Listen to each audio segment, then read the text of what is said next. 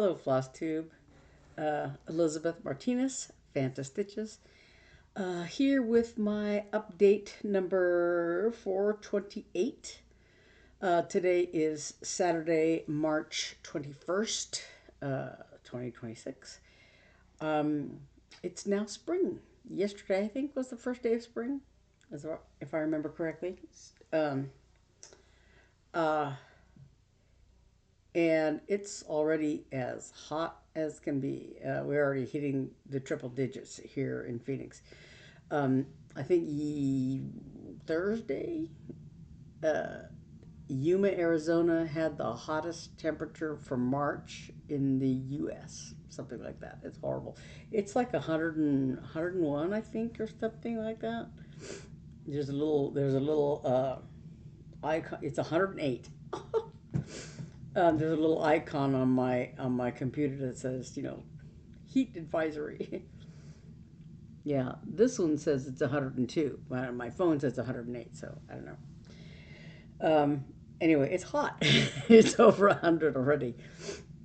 So yeah, I don't know what the summer holds, but yeah, it's already 102 or 108, whatever, depending on who you look at. It's hot. Um, anyway, but it's actually I'm actually kind of cold. The air conditioner's on, I guess, so it's a little chilly in here. Anyway, hello. Um, I have a couple of things to talk about. I have a finish. I have a new start, um, and I have my market haul came in. When did it come in? Thursday? Yeah, I think Thursday. Um, yeah, and then I actually bought a couple things at the attic yesterday. So yeah. Oh, anyway, so I was trying to be responsible when I was ordering from Nashville, um, but uh, but then I bought a couple things at the attic, and actually there's a couple of other charts I'm still debating about. Anyway, yeah, and there's more than enough stuff to work on, but it's fun. It's fun. Anyway, so and I'm trying to think if there's anything else. Yeah, no. Okay. So, I talked about last week how I was very close to finishing The Bear, Cottage Garden Samplings. The Bear. I was very close to finishing. Um, Last Saturday, I had just a little bit to do, and I thought I'll probably finish it on Sunday or Monday. And I think that's probably true. I don't remember if it was Sunday night or finally into Monday that I finished. But I did The Bear. I finished The Bear.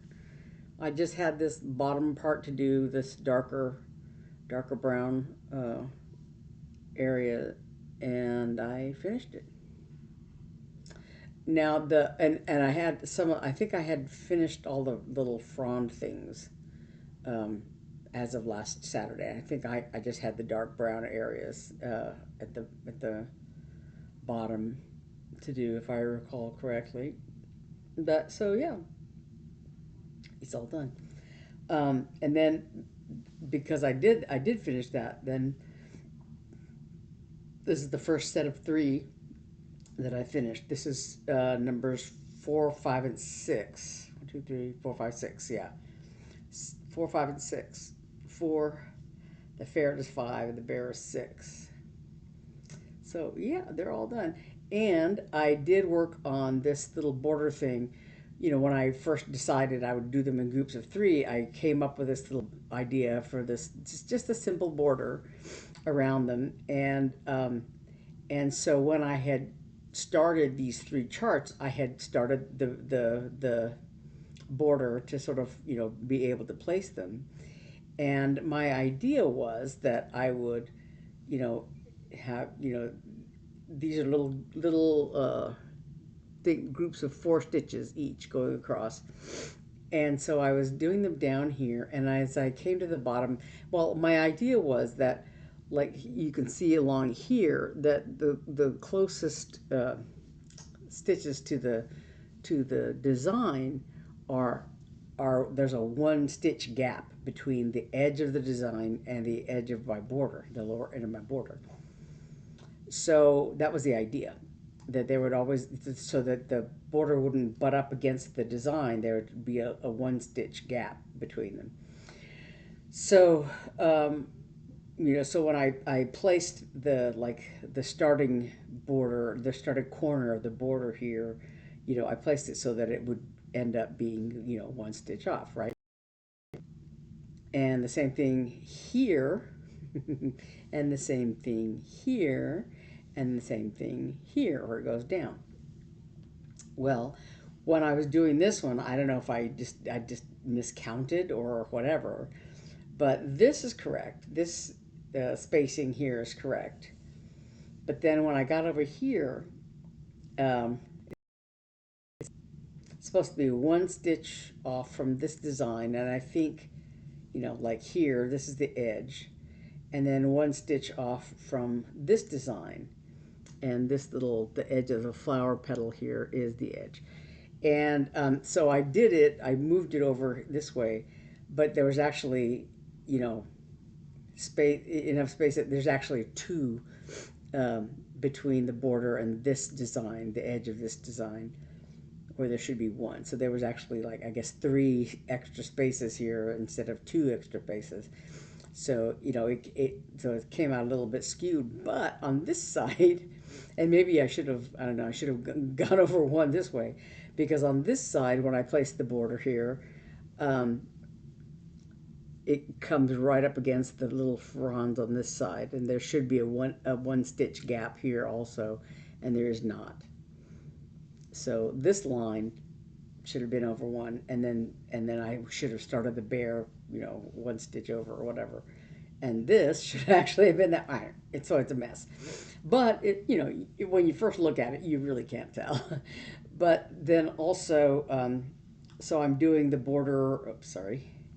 Down on the bottom here, and I brought this one down all the way, and this one has a little ways to go here. But when I got down to this corner here, I had to actually add a stitch so that the border would not butt up against the design here. So I had to add a stitch here, right? So that this, instead of, these are all groups of 4 going down this way, but this last one here is 5 stitches, so that there would be enough of a gap between this one. So I don't know, because of how these fall on here, if this is going to be enough stitches, or if I have to add 1 more here to make it hit the border right as I go along. So anyway, I'm working on the bottom of this border now, and I do kind of want to finish it, all the way across, and this part going down. I haven't done this yet either, going down here. But so I've just today, yesterday and today, I've stitched these little border areas. So I did all of this today, this morning or last night, I don't know, and and here and here. So I'm hoping to finish that so that this will be completely finished stitching. Once I do that border, this will be completely done, this panel. So that's one thing I want to continue doing this month. But so yeah, the ferret and the bear were my 2 WIPGOs for this month for these. So I've done that. Yay. Let me put this down here. Then my other thing for this month, my new start, are 2 non cross stitch projects. One is a crochet project that I've talked about before. I have not started that yet, but because I'm chicken. But I am gonna try starting it today. I took it out and I looked at the kit instructions. You know, all the stuff is there in the kit. And I looked at the instructions, and it's like, you know, I kind of know what it means because it says, you know, these two symbols stand for this, and these this two initials stand for that symbol, that process, or whatever.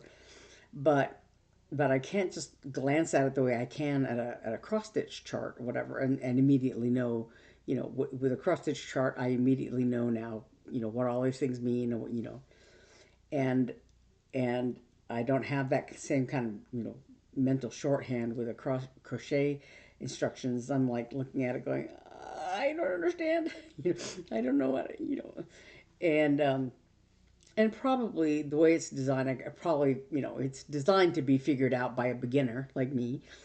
Um, but yeah, we'll see how well I do. But my other project, my other new start non-cross stitch project was this Snowman punch needle. And again, the hat business is like stick on felt and a little bit of glue and stuff for that. Um, but the punch needle part is just is actually the actual snowman face, you know, and it comes with a little hoop and all that. So I did start on it. Yay.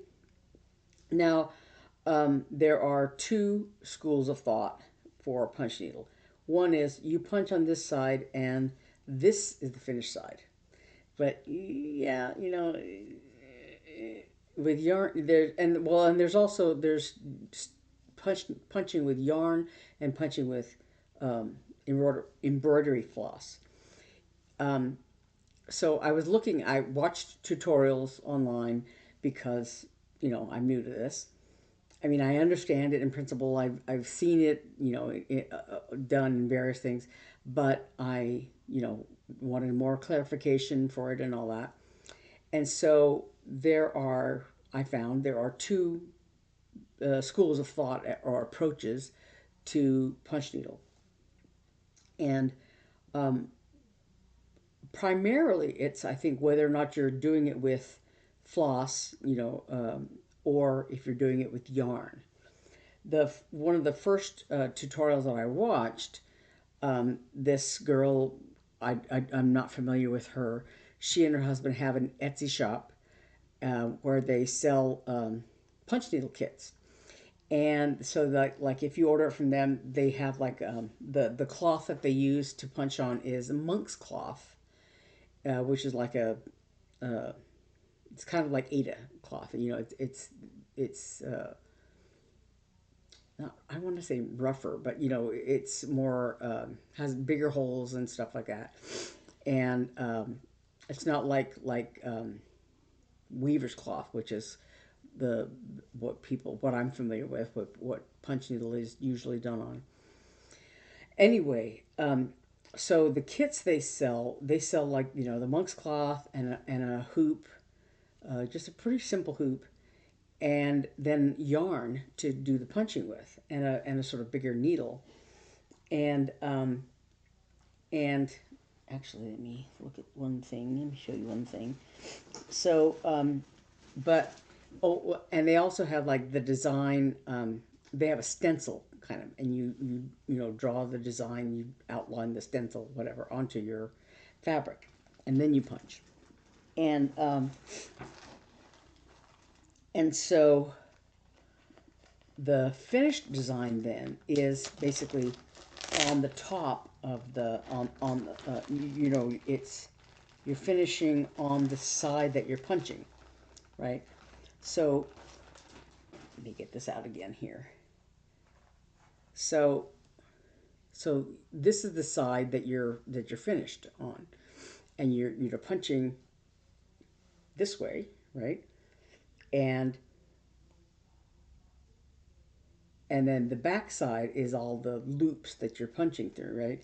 But this is not the side you look at. This is not the finished side. This is the finished side. And so like the example she had was a flower pot and some, you know, big leaves and stems and stuff. And so her punching, you know, was like one color for this side of the pot, one color for that side of the pot, and another color for the stems, and another color for part of the leaf, and another color for the other part of the leaf. And so she was using, pretty smooth stitches, whatever, to fill it in. And on the back side was like the little tail of the yarn and the loops and stuff. And so that was the side that she, cut to finish. But this is the side that you looked at, right? And so, um, but then the other kind of punching, there was another tutorial I watched that was the woman that did the tutorial. Um, Her face was familiar to me, but I don't know, off the top of my head. I couldn't say.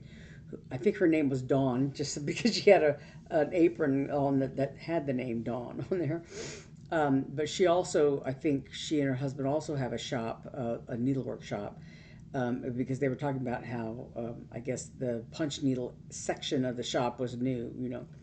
But anyway, so she was talking about, how to do punch needle and some of the tips. And she, on her idea was the design again, looking at it backwards, right? So that, like, if it had the word spring on there, you look at the word backwards and you punch it backwards, and then the finished side is, it goes the correct direction, right? So you punch with a finer punch needle, and and you do a, like, sort of consistent length, and so the finished product is the loopy side, right? The punched loop side. And so it does look a little, thickish, like this yarn side does, but um, but it's a finer look because you're using like one, two, three strands of floss, as opposed to like a fatter yarn like this is. Anyway, so also you have like a finer needle, punch needle.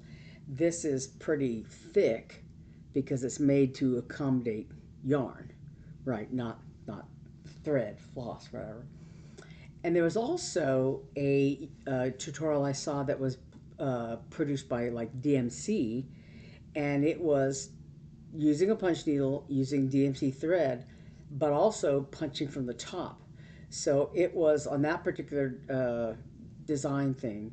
There was again, like a stem and some leaves and some berries, and so it was very much like just a regular embroidery look when you finished it, because you punched it from the top, and the top was the finished design.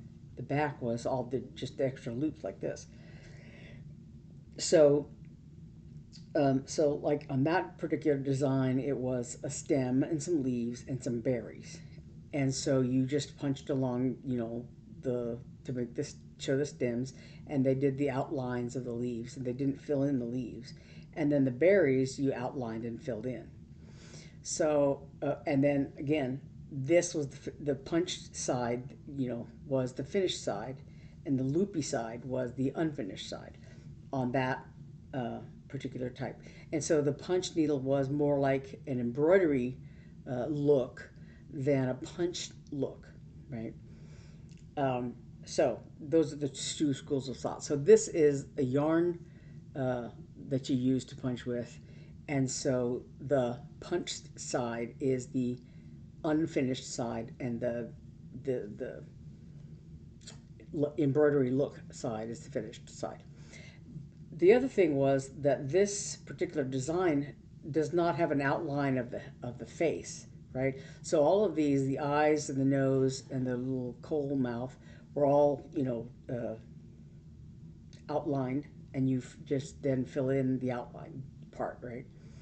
But the face does not have an outline. You just like basically are punching until you run out of thread, or something, and you're sort of eyeballing where the edge of the face is. Or you could, I guess you could use the hoop and say, okay, X amount from the edge of the hoop is where I'm gonna, how far I'm gonna go out with the face. But I think what I'm gonna do is get some kind of get a shape, and like basically do a light pencil for the edge of the face, and then punch along that, use that as a guide to know how far to punch, whatever, and then finish it somehow. You know, this little kit doesn't have anything about finishing the fabric. I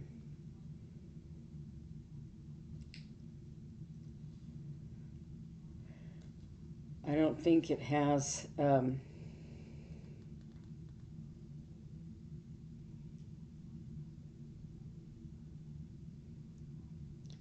me see something real quick here. Um,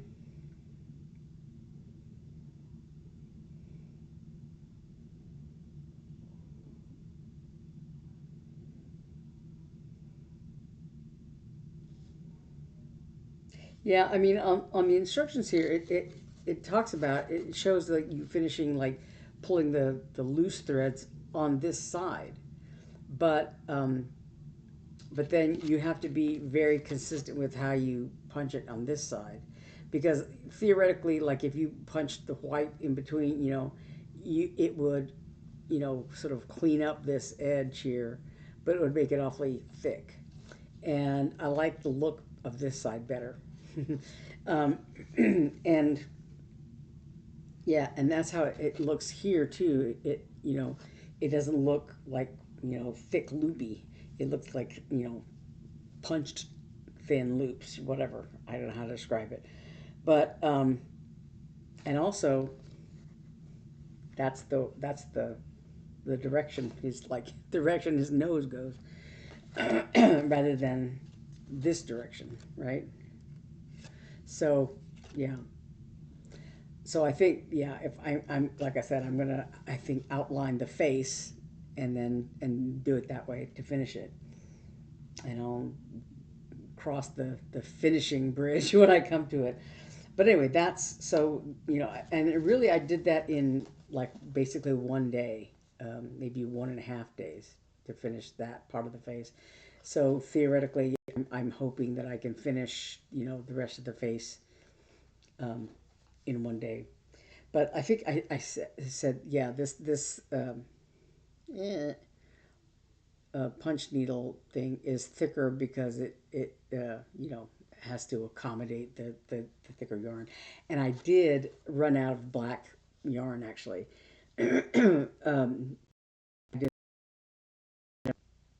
I did like the eyes and then part of the mouth, and part of it is that I probably should have punched shorter punches, less loopy, whatever. I don't know, but so I had to borrow some black yarn from my sister to finish it. But anyway, I'm hoping that I have enough white yarn to finish it, and that's one reason why I wanna define the edges of the face so that I don't run out of yarn, and then I'll worry about like the hat and stuff, that sticky felt for the hat and all that. Anyway, so, but as far as like completing my new start, that's basically done. I don't have to finish it in order to meet the goal. I've already met that goal. But and then the same thing with the crochet. I don't have to finish it. I just have to start it. So yeah, that's my other new start will be to at least start the crochet. But since then, I I I did the 1 or 2 days on the snowman, and actually, because I think because the fabric was thicker, and because I'm not used to it, the punch needle, and I thought, I don't want to do this anymore. I want to cross stitch. So I pulled this out. This is the Western Woods Biscornu by Blue Flower. Western, what did I call it? Winter Woods. Did I call it Western? Winter Woods Biscornu by the Blue Flower. I think I called it Western. Anyway, so when I worked on this last month, I guess, um, I had I had finished, concentrated on finishing this weasel, right? So, and I think I had done the trees here, right? And I think the trees here, if they were not done, they were mostly done. Um, I think they were done, yeah.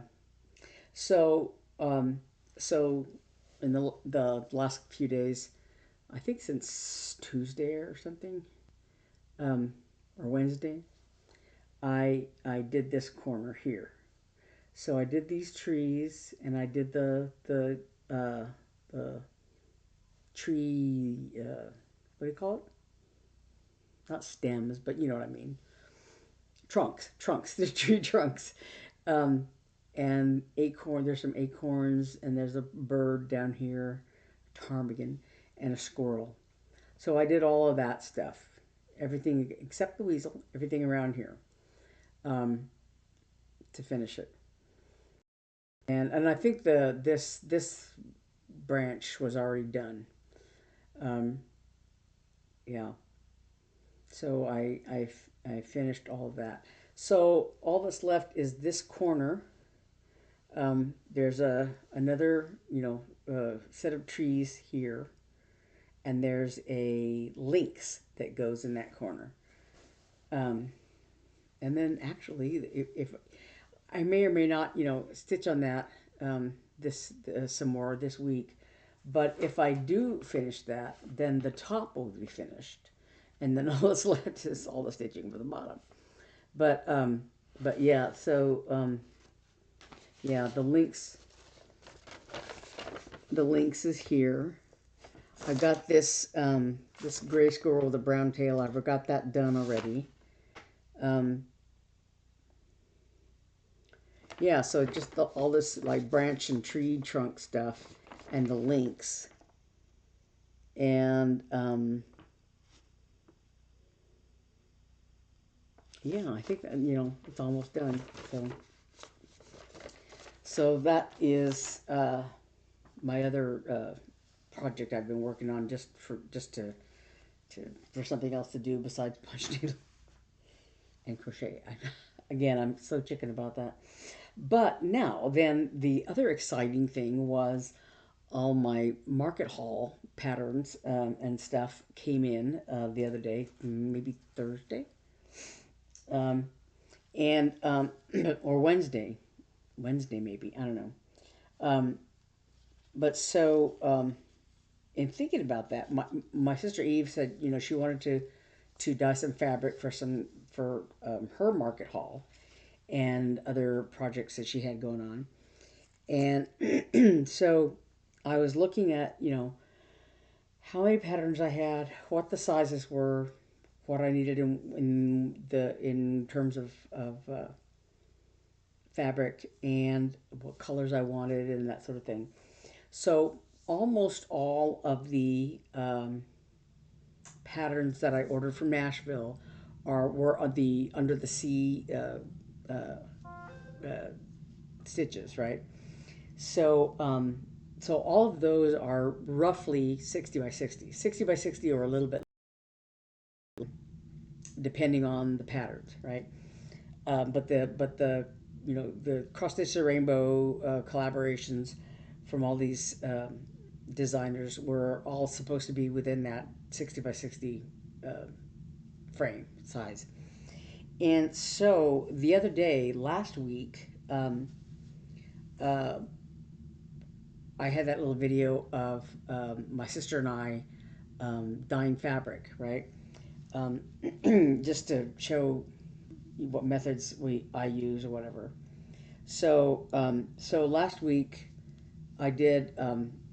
These are all 28 count. This is an even weave, and the size of this is 14 by 18. Right, this piece of fabric. And I also did this linen, and this was Carolina linen. I think it's what it's called. It doesn't say linen, but it was a sort of a natural brown color, and I dyed this one.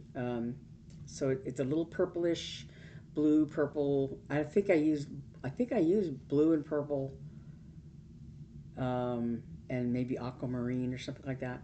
So so it's a deeper, darker. fabric, but it's a purpley thing. It's it's not quite as dark as it might look on camera. I don't know. I can look back better here. Yeah. The lighting in here is a little weird, but yeah. So there's that. And that is I think it's 20 by 24 inch piece. Yeah, 20 by 24. And then this is also 20 by 24, and this is 28 count Lugana, right? So these are all fabrics that I dyed last week or whatever. And then a few days ago, I dyed this piece, and this is also a 28 count, 20 by 24 Lugana. This is a little bit darker, a little bit more mottled. I used evening blue and a splash of indigo. That's that kind of, it came out kind of purpley. There's a little bit of purple modeling here, and then a little bit of white. I think I used indigo, and the basic color was evening blue was the overall color, and then I used a little bit of indigo and a little bit of teal. Yeah. So those are the three colors I used. And the teal, you can see a little bit in these lighter areas, I think. But I did use the technique of the evening blue was the overall color in the little plastic shoebox that I used to dye larger pieces of fabric. It was that base color, and then I have two.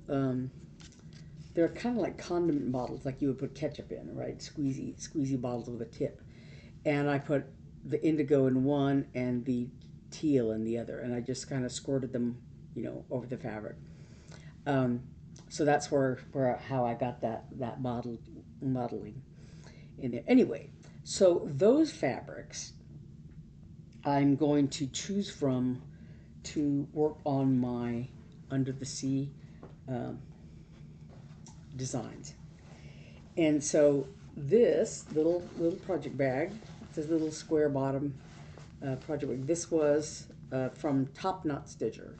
So I did all my ordering from TopKnot Stitcher because I wanted this little project bag, and I also primarily I ordered from them because they had these little extras. They had this pufferfish needle minder I really, really wanted, and this Nautilus shell thread keep. So so they were on, I found those on the TopKnot Stitcher site, and so because of that I just ordered everything from them. So I got this little project bag, and I also ordered, they had like a little sticker sheet.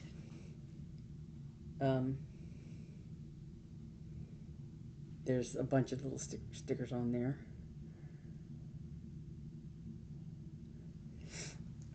And then I also ordered, where is it? If I can find it here. This little sticker. And then it came, a bunch of little stickers came with the order. Let's see if I can find one of them here. These little round stickers here. I got about 4 of them, I think. So that was fun.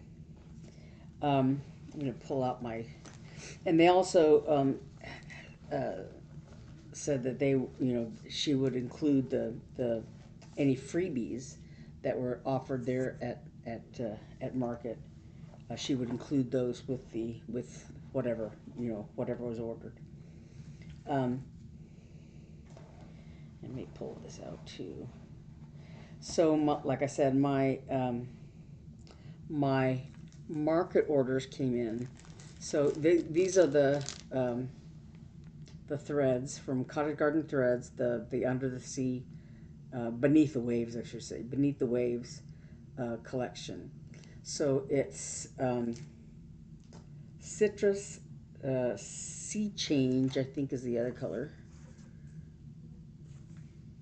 I was right at it a minute ago. Hang on. Yeah, Sizzler, Citrus, Sea Change, and Mariana are these four colors that they're offering. That are with that beneath. I keep saying it, beneath the waves um, uh, set. So the patterns that I ordered, let me make sure. I have some that I ordered and some that I got somewhere else. I think this, yeah, okay. So these are all the ones I ordered. This is by Tiny Modernist, Midnight Ocean. And from Darling and Whimsy, Quaker Anglerfish. There's another anglerfish design that somebody else did. I can't think of the off the top of my head. And I almost got that one too, but I kind of like the colors of this one better. I still might order that other anglerfish. I like it too. This is by TopKnot Stitcher. This is Jam and the Jellies. It's a cat inside a submarine looking at this jellyfish. I keep trying to. There's a little bit of glare on there. Sorry about that. And then this is the Stitch Crypt Deep Sea Dumbo. It's an octopus.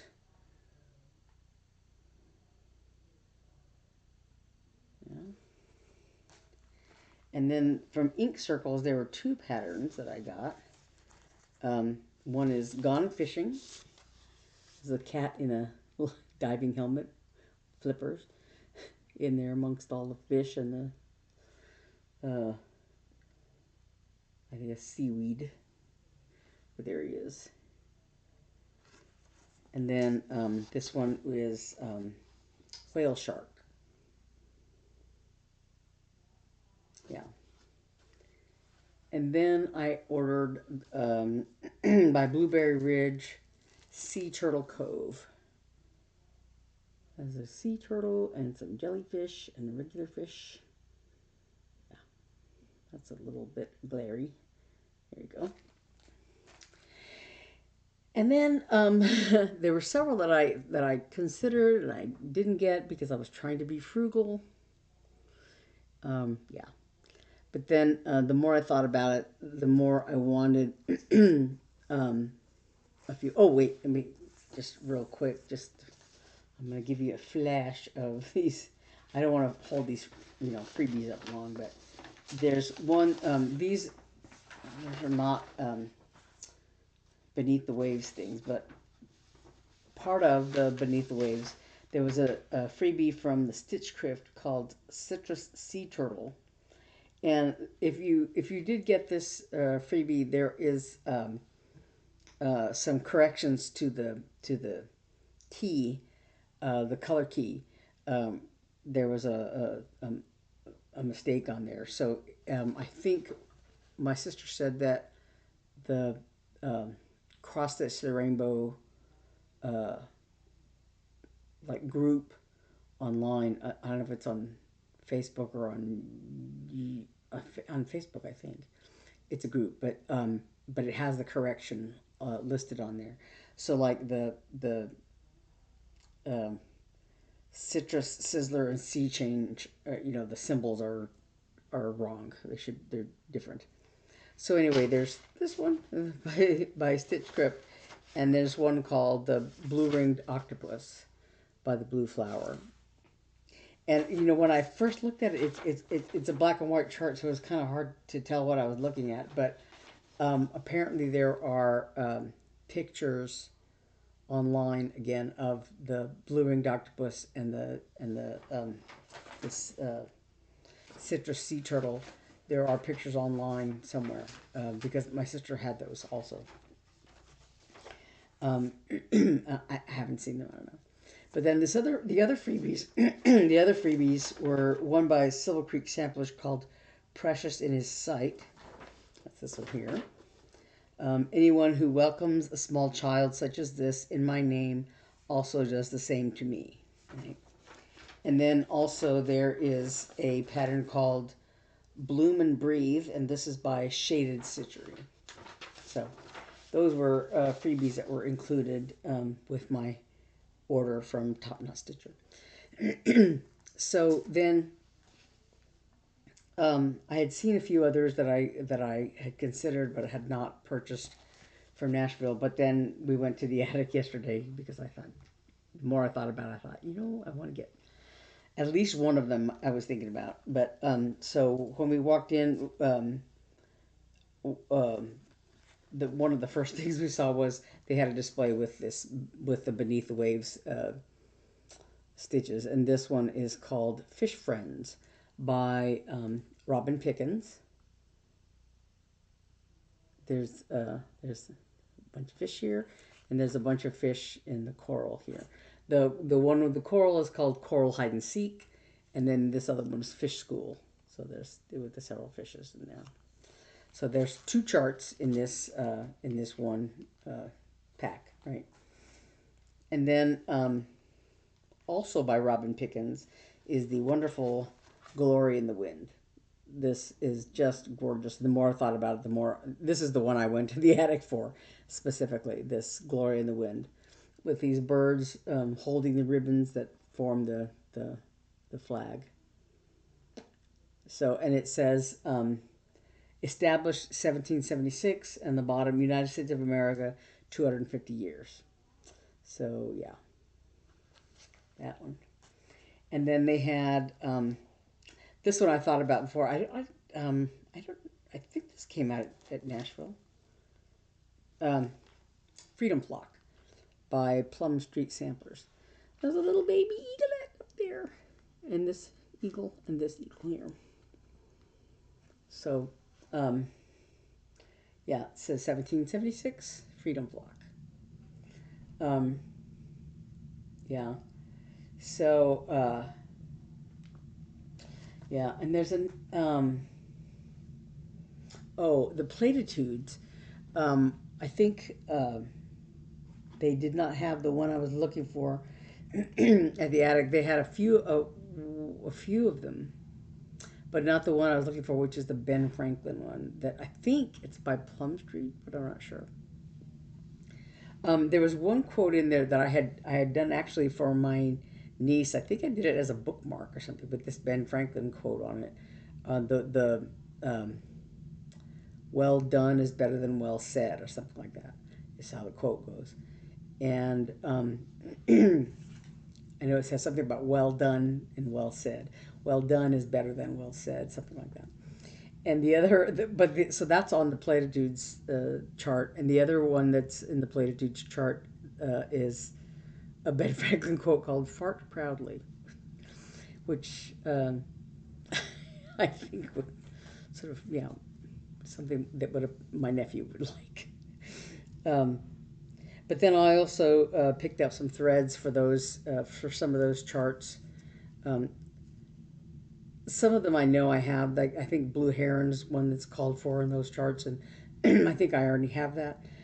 And I think I have Parchment. I think I already have that. These are Weeks Dye Works colors that I was looking for, that are in some of those charts. I think the Glory in the Wind chart has some of them in. Yeah, so this is, I think this is Liberty. Is this red one? Yeah, Liberty. Navy. Is this blue one here? I have Michael's Navy, but I don't know for that. I have just plain old navy.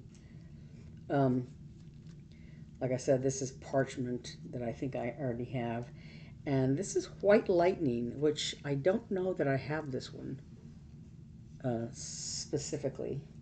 And then this one is Blue Coat Blue. I have Blue Coat Red, I think, but I have not Blue Coat Blue. So, yeah. So that's was my haul this weekend at the attic. I was looking for a few other threads that they were out of. They had a little hanger there, but no threads there. And there was one that I did not see a hanger for at all. So I'll have to look into that, see if I can find it. But anyway, so like I said, I have that crochet project to do, and that will be all my new starts for this month. And I have like basically another week and a couple of days to be brave and work that out. But so I think that's all I have for now. I have a lot, I want to match up the fabrics and the threads and stuff like that to make some decisions for those. With the Glory in the Wind project, pattern, um, yeah, is done on a basically neutral color. I think it's stitched on. Does it say here? Vintage Country Mocha, Ada from Zweigart is what it says on this chart. I was looking, when we were dyeing fabric the other day, I was looking, I have this basically a kit bag for all my dyeing stuff. Like I have a plastic, one of those cheapy plastic tablecloths, to cover the table with whenever we're dyeing fabric and stuff. But in that same little tote bag, I have a plastic bag with old tea bags. So I can do, tea dyeing or whatever. They're, inexpensive tea bags. My nice tea I have put away. But so I thought, I was thinking, looking at those going, oh yeah, I haven't done tea dyeing in a while. And so I think I might tea dye some fabric for Old Glory, and see what, what color it comes out if I like it. So I might do that. But anyway, so I want to look at those charts and make sure. I think I know what sizes I need generally for those. So, and I think I have enough. But yeah. But if not, I've got plenty of white fabric I can dye. And I do have some 32 count fabrics that I haven't used. And one of those actually I might use for this Old Glory chart.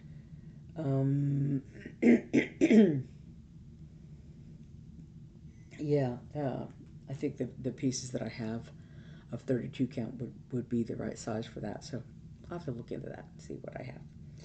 But so yeah, that is all I have for this week. And so hopefully next week I'll have my fledgling crochet to show you. And hopefully I will have finished that punch needle. And then, and we'll see from there. All right, so I will see you then next week. And yeah, so, all right, that's all. Thanks for watching. Bye.